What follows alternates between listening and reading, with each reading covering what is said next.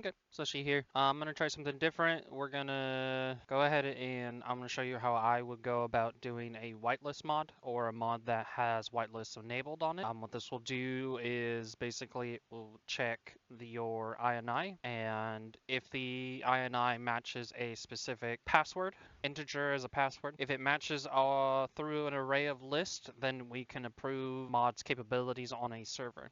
Before we start, I'm going to go ahead and just show you how I set up my world. So when you create a new mod, you just go up to UCG or UGC and you'll do create mod. In my case, I did blank mod. You can do any template you want. But once your mod is created, you'll be generated, I believe it's 2 map files, a mod data asset and a primal game data. And you can go ahead and rename them. But in your MDA, this is where you'll be doing all of your modding. In my case, I have a structure, so a mortar pedestal, and a primal item, the structure that will be placed here. So this is how I lay mine out. You can change your mod name here. Before we begin, there was a little bit of setup that I had to do. So with structures, you do have to make sure that your floor, when you make a new map, you need to change it to ground, and any structures can now be placed on that ground. I go ahead and just made a simple folder. This generated folder is produced when the game loads. Also, if you hear a bunch of meowing, I have a cat right next to me, so she likes to meow when I talk. Before we begin, there is one little caveat with you doing INI.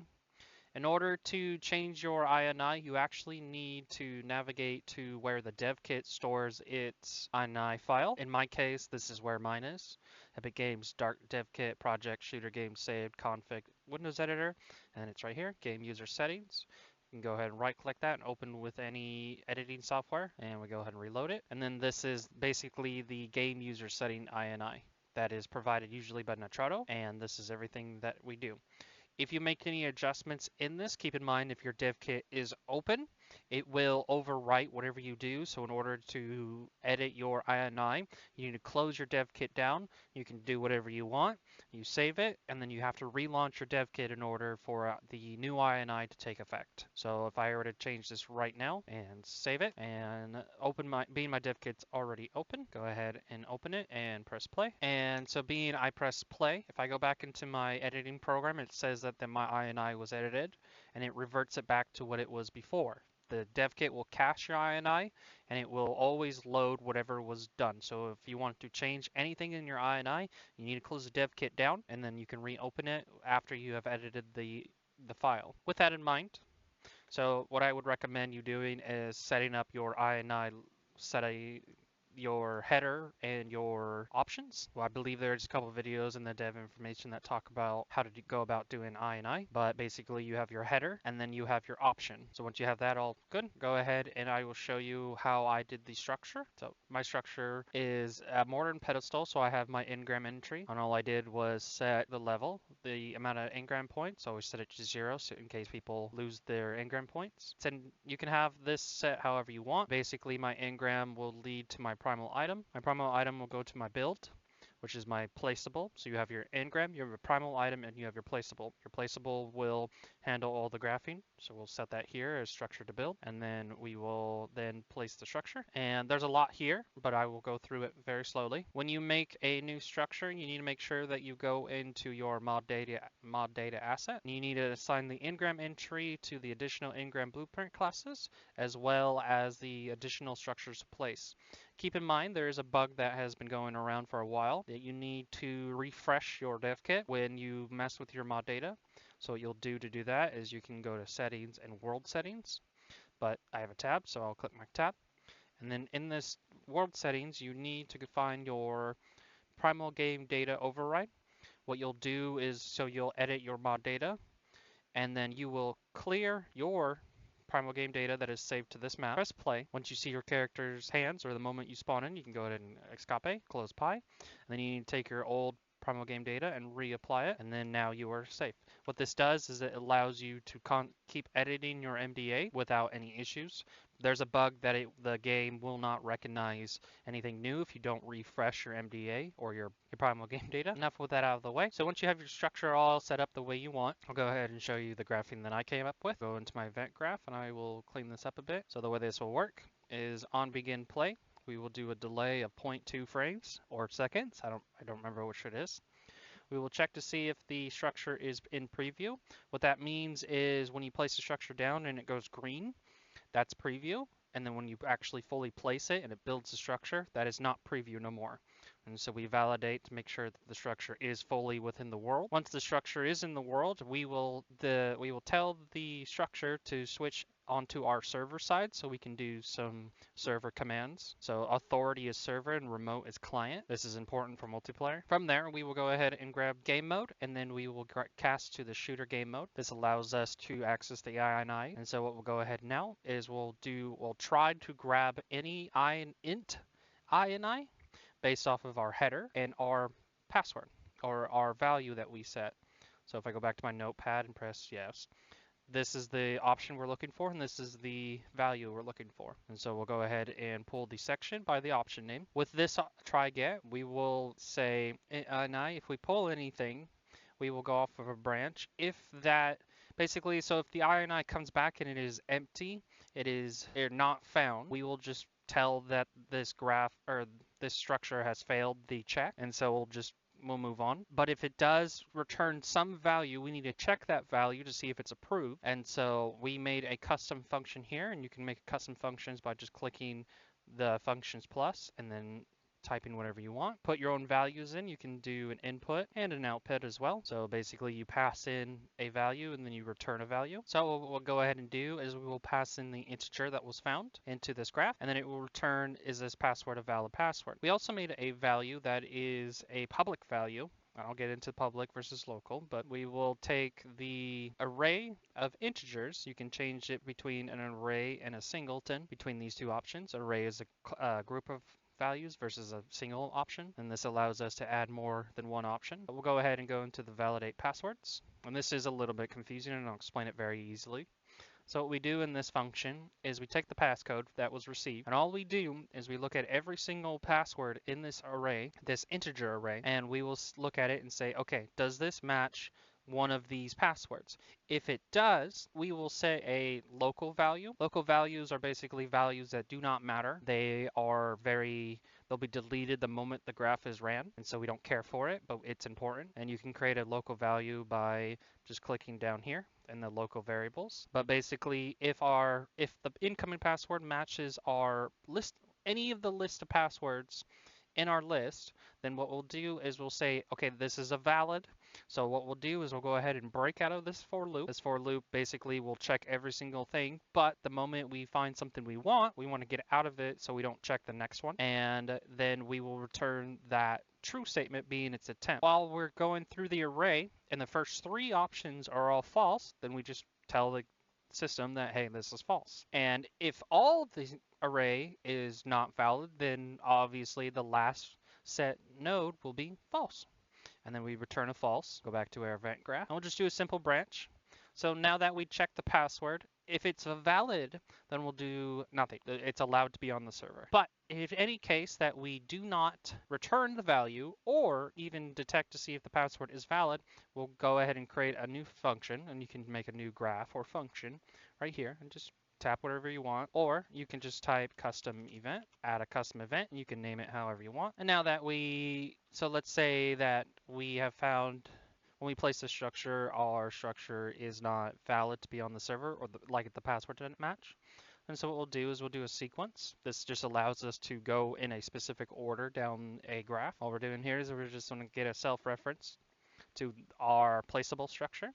We're going to get its location, and then we're going to get all the nearby players based off the location and then the radius. And we just take one foundation is worth 300 Unreal units, times it by 5, and then we'll take the structure team, so your tribe tag, and then just compare it. For every single player found, we'll do a for each on that array, and we'll cast to the player pawn test, and then we'll do a client show HUD notification. All this does is just pops up a message, and you can say whatever you want for the color that message is, how long that message will show, and any sounds, and then your message here in a make literal. Once we have done all that HUD stuff, we'll go ahead and just simply demolish the structure. So we'll take the self-reference and we'll just demolish the structure. And that's how I would do structures. So just like before, for our item, in my case, I just chose a gunpowder.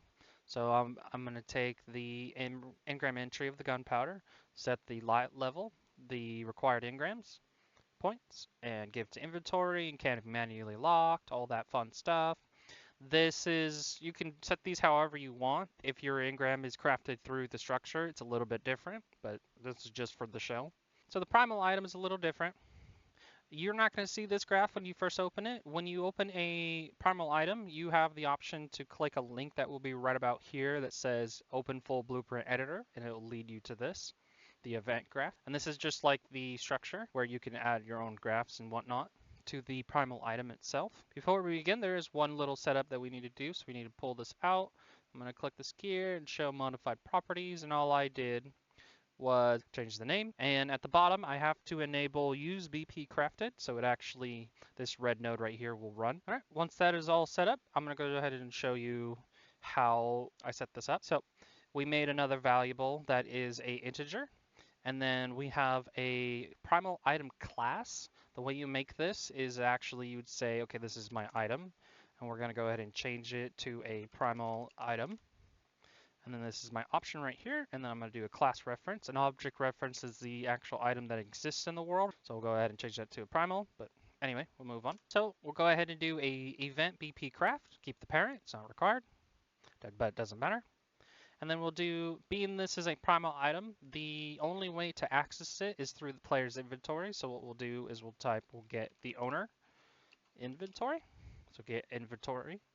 We'll grab the owner, the actor component, and then we'll pass it into the get game mode for the world context object. So basically what we're doing is we're saying, okay, our item is going to grab the player's inventory, and it's going to grab the physical player so we can grab the world data for the shooter game. And now that so we'll do the same thing. We'll grab the shooter game mode, which is your PD, which is your primal game data essentially. And then we'll do the same thing as before. We'll just grab our int ini. We'll do a validate check. We'll do our whole system that we did before. And then if we pass the validation check, then we'll do nothing. And if we don't, then we'll remove the item, which is a little bit different than demolishing a structure. For primal items, these only exist on the server. So what you have to do when you make a custom event. So what you have to do when you make a custom event, in this case for the primal item, you need to click the replicate options, click run on server, and then as well as reliable. So then, now that we have that information, we'll execute on server. And we will then basically grab the owner inventory once more, grab the owner itself, so the pawn, the player, and then we'll cast to that so we can access a function that's on that player. We'll do the client show HUD notification, and then we'll pop up the little notification that, hey, this server does not have the whitelist in the INI. And then what we'll do then is we'll sequence down, go into a delay of 0.5 seconds. This gives us a little bit of breathing room. When you spawn in an item or when you craft it, it doesn't exist on client, but it does on server. So what you have to do is you have to give a little bit of a spacer so the item can be replicated to both the client and the server. In the beginning, it replicates to the server, so you have to replicate it to the client. So just a little delay will fix that. Now what we'll do is we'll take our primal item class, and then we'll go ahead and do a get item quantity, and then any of this information that we need. All this is doing is we're going to look in our inventory, we're going to look for that specific item, and then I'm going to return a integer that tells me how much of this item I have in my inventory. This will return, for example, if you craft it through GCM, you'll get 20. If you craft it through your structure, you get however many you get set in your structure. And this works in the structure while it's being crafted. And what we'll do is we'll return the amount that we have. We'll times it by -1.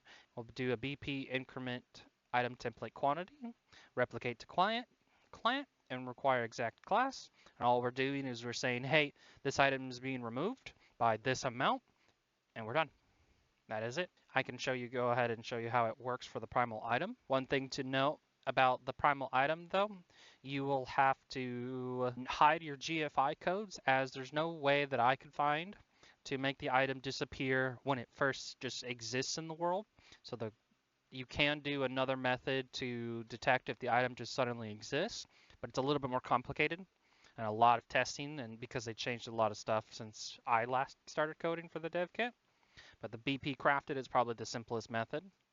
This makes it so GCM or players cannot bring it into the world, so you could hide your GFI codes from the public. But anyway, so if we go ahead and open up our crafting tab, and do whitelisted item because that's what I named it. And then we'll go ahead and craft it. Oops. Go ahead and craft it. We get a little HUD notification that says this is not currently whitelisted on the server. Please contact blah, blah, blah, blah, blah. And that's fine. So now if we go into our structure, structure is a little different. Being we don't have the code set on the primal item, we can still get the structure, but we won't be able to place it. And then we go ahead and press play, or place the structure. And it's fine because I haven't changed the password on the structure. So if I go back to my structure and go into my passwords and say, okay, so my INI says 456 is one of the valid passwords I use, but the moment I add a different number that's not approved and replace it, so the moment I place it, it'll say the same thing as that you wanted. And that is how I would go about doing INI whitelisting for a mod on only very allowed servers. You just hand out the passcode. You are more than welcome to. The only issue with doing whitelisting is the password needs to be constantly updated if you're going to have issues ongoing forward. And then another thing to note is INI is very finicky to work with, so sometimes you can put what you want and the Nitrado server can remove it. And so, yes. Another really big thing to know is keep in mind that if you have items that exist already, you might want to wipe the server or figure out a way to get rid of the items. There's not much you can do for items that are already existing on a server. This method would stop all incoming items from then forth. You can still GFI the item in, and there's methods to stop that from happening, but it requires a bigger setup and much longer video than I can put together. So I hope this helps. Enjoy.